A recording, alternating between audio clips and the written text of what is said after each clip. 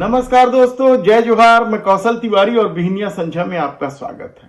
छत्तीसगढ़ में होने वाले नगर सरकार और ग्राम सरकार के चुनाव को लेकर राजनीतिक परवान चढ़ने लगा है। हालांकि अभी तक दोनों ही प्रमुख दल यानी कांग्रेस और भाजपा प्रत्याशी चयन नहीं कर पाई। लगातार बैठकों का दौर चल रहा है, लेकिन कोई ठोस निर्णय पर पहुंच पाई है कहना बड़ा मुश्किल है। पैनल बन जाने का दावा किया जा रहा है और कांग्रेस में तो प्रभारी महासचिव का आना अचानक स्थगित हो गया। ऐसे में प्रत्याशी चयन में क्या सत्तारूढ़ भारतीय जनता पार्टी बाजी मार लेगी या फिर वह कांग्रेस प्रत्याशियों का इंतजार करेगी। घोषणा पत्र समिति बना ली गई है और उनका काम भी बड़ी तेजी से चलने का दावा तो किया जा रहा है, लेकिन घोषणाओं का क्या असर और किस तरीके से आम लोगों पर प्रभाव पड़ता है कहना मुश्किल है। दरअसल यह दौर मतदाताओं को सीधे सीधे लाभ पहुंचाने का दौर है और जो भी पार्टी सीधा लाभ पहुंचाएगी उसे ही फायदा मिलता है। और इसका सबसे बड़ा उदाहरण विधानसभा चुनाव रहा है, जो महतारी वंदन योजना के चलते बाजी पलट दी थी या कांग्रेस के हाथ से जीती हुई बाजी छीन ली थी। छत्तीसगढ़ में मोटे तौर पर यदि पिछले चुनाव शहर सरकार की बात करें तो कांग्रेस ने जबरदस्त ढंग से जीत दर्ज की थी। सभी नगर निगमों में कांग्रेस के महापौर बन गए थे। भारतीय जनता पार्टी हाथ मलते रह गई थी, लेकिन तब कांग्रेस की प्रदेश में सरकार भी थी और इस बार सरकार भारतीय जनता पार्टी की है। तो क्या आंकड़े पूरी तरीके से पलट जाएंगे कहना इसलिए मुश्किल है क्योंकि यदि राजधानी रायपुर की बात करें तो पिछले 3 चुनाव से भारतीय जनता पार्टी यहां जीत के लिए तरसते रही है। राजधानी में भारतीय जनता पार्टी का आखिरी महापौर कोई रहे हैं तो वे सुनील सोनी रहे, जो वर्तमान में रायपुर दक्षिण के विधायक बन चुके हैं। और कांग्रेस लगातार पिछले 3 चुनाव से भारतीय जनता पार्टी को बुरी तरीके से पराजित करते रही है, चाहे वह सीधे टक्कर की बात हो या फिर पार्षदों के माध्यम से महापौर बिठाने की बात हो।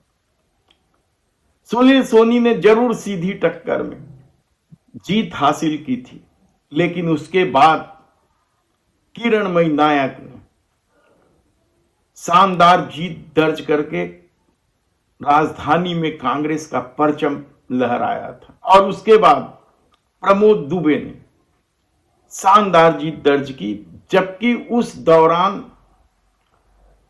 रमन सिंह की सरकार थी और कहा जा रहा था कि पूरी ताकत सरकार लगा चुकी है। उसके बाद भी प्रमोद दुबे बड़े लंबे अंतर से भाजपा के सच्चिदानंद उपासने को पराजित किया था।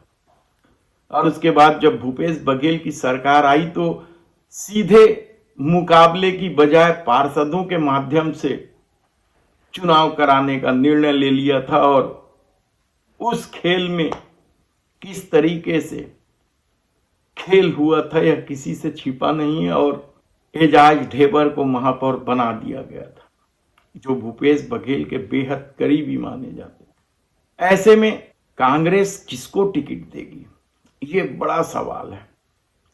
दर्जन भर से अधिक दावेदार हैं, कई दिग्गज चेहरे हैं, पुराने पार्षद रह चुके हैं और अपने अपने समाज में वे लोग बड़े प्रभावशाली भूमिका में हैं।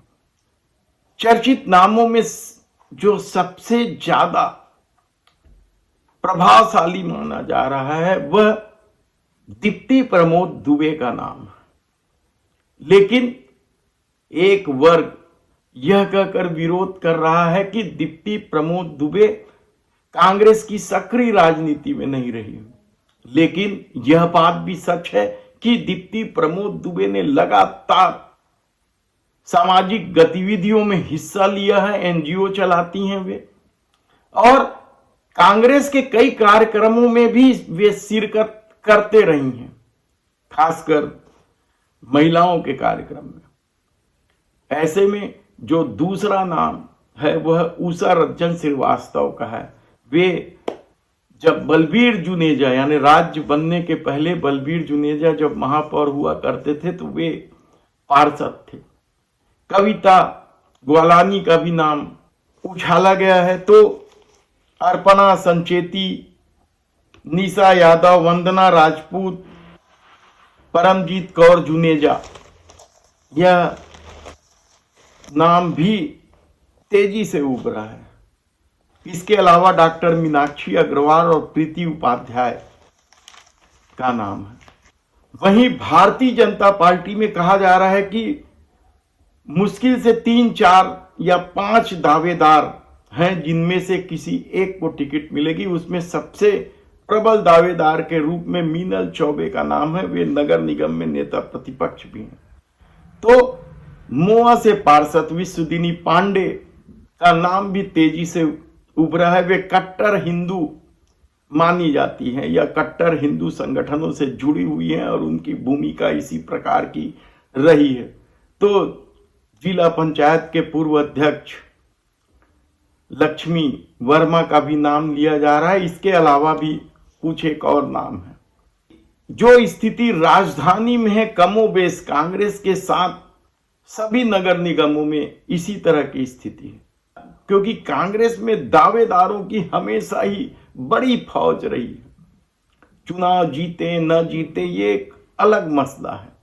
चुनाव लड़ने के लिए उनके पास भरपूर धन है नहीं है यह भी एक अलग मसला है। लेकिन पिछले चुनाव में जिस तरीके से भारतीय जनता पार्टी को हार का सामना करना पड़ा था, इस बार भारतीय जनता पार्टी बेहद ही सचेत है कहा जा रहा है और नई रणनीति के तहत प्रत्याशियों का चयन किया जा रहा है। राय ली जा रही है एक एक नेताओं से, स्थानीय नेताओं को भी तवज्जो दिया जा रहा है और कहा जा रहा है कि भाजपा को बगावत का भी खतरा सबसे ज्यादा है और यही स्थिति पार्षदों के चयन को लेकर भी हो रहा है। तब देखना है कि आने वाले दिनों में जब प्रत्याशियों का चयन हो जाएगा तब यह स्पष्ट होगा कि पल्ला किसका भारी है।